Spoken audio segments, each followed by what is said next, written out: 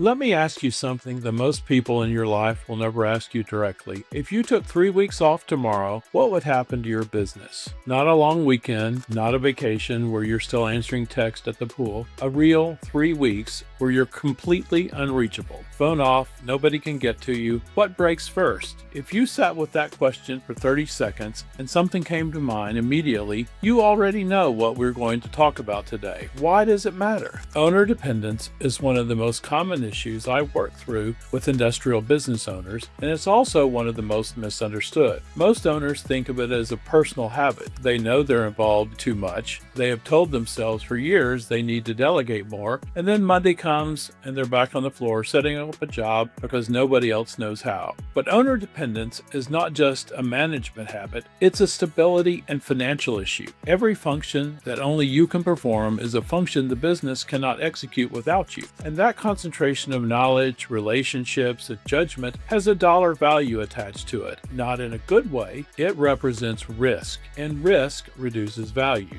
Lenders see it, buyers see it, and if you ever want to grow, bring in a partner, or eventually step back on your own terms, it is one of the first things on the table. So today I want to talk about where owner dependence lives in an industrial business. Not in abstract management terms, but in the specific places where it shows up in a shop like yours. It looks different depending on what type of business you run. The first thing to understand is that business owner dependence does not look the same across different types of industrial businesses. You could say the dependence depends a lot on your type of business. In a shop or fabrication operation, it almost always shows up in estimating. You are the one who knows how long a job is going to take, where the margin is, what a reasonable tolerance costs you, and which customers you can push back on. If you were gone for 3 weeks, most shops would struggle to quote accurately and win the right work. That is not a staffing problem, that is a knowledge concentration problem. In a service business, whether that is precision machining services, industrial repair, or specialty coatings, the dependence usually lives in the customer relationship.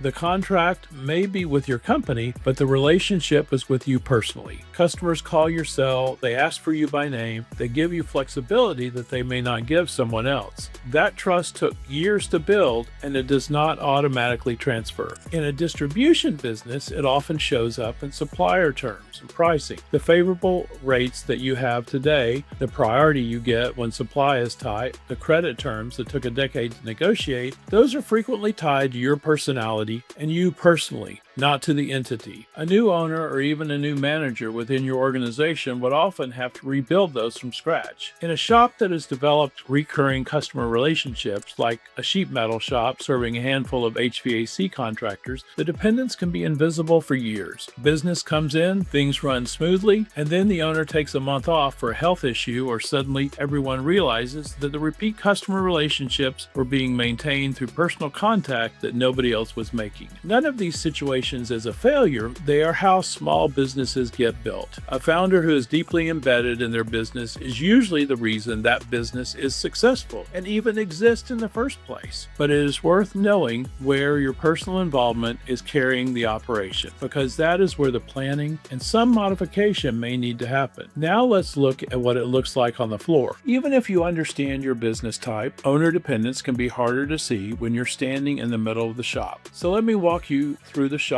the way I would if I were sitting down with you. Raw materials and purchasing. Does your shop have a documented process for ordering, or does it run through you because you know what to order? How about raw materials and purchasing? Does your shop have a documented process for ordering, or does it run through you because you know what to order, who to call, and what you've negotiated? Most owners would say their process is documented. Most shop floors tell a different story. If your purchasing decisions require your judgment or your relationships to execute, that is a dependency. Work in process and floor priorities also. If you walked out today, does your team know which jobs are behind schedule, which customers will call if something slips, or how to make a judgment call on a job that's running long? Or does that live in your head? In most small shops, there might be $10,000, $50,000, $100,000 of work in process at any given time, and the prioritization of that work is being managed informally by the owner. That works until it doesn't. Quality and release price decisions are also something to consider. Who approves a finished job for shipment? Who makes the call on a part that is close but not quite to specs? Who handles the conversation with a customer when something needs to go out that is not exactly what was quoted? If the answer to most of these questions is you, that is worth noting. Consider estimating and sales. This one I already mentioned, but it deserves a second look on the operations side. Even if you have a salesperson, are you the one who validates the numbers before anything goes out? Are you the one who gets pulled in when a customer pushes back on price? If your sales process requires your involvement to close, that is a consideration. Consider institutional memory. This is the one most owners underestimate. The knowledge of why a certain customer gets a certain price. The history with a supplier that explains why you do things the way you do them. The reason a particular process is set up the way it is on the floor. That context lives somewhere. In a healthy business, some of it is written down. In most small business shops, it lives in the owner's head. Put it all together, and what you may often have is that the owner is functioning as the chief estimator, the primary salesperson, the quality manager, and the purchasing agent, along with the floor supervisor and the institutional memory of the business, all at once, while running the company. Again, that is how most great shops were built, but it is also why the business cannot easily run without you. So what do you do with this? I'm not going to tell you to hire a general manager tomorrow or build a 47-step operation manual. That is not realistic conversation for most shop owners. What I will tell you that the first step is just to see it clearly. Go back to that original question. If you took 3 weeks off completely, what breaks first? The first thing is where you start. Not with a reorganization, not with a consultant, just with the question of whether that function could ever run without you, and what would need to be done for that to be true. Some of it is systems, some of it may be developing the right people, some of it may be just documenting things that are currently only in your head. None of this happens overnight, but the owners who are in the best position when it comes time to grow, bring in capital, or eventually sell are the ones who started thinking about this earlier than they had to. I am Brent Pennington with Metroport Commercial Group and Metroport Industrial Advisors. I work with industrial business owners. I spent 35 years building and running businesses in manufacturing, distribution, and retail operations before I sat on this side of the table. If this topic is relevant to where you are right now, there is more in this series worth watching. And if you want to have a direct conversation about how any of this applies to your business, the best place to start is the link in the description.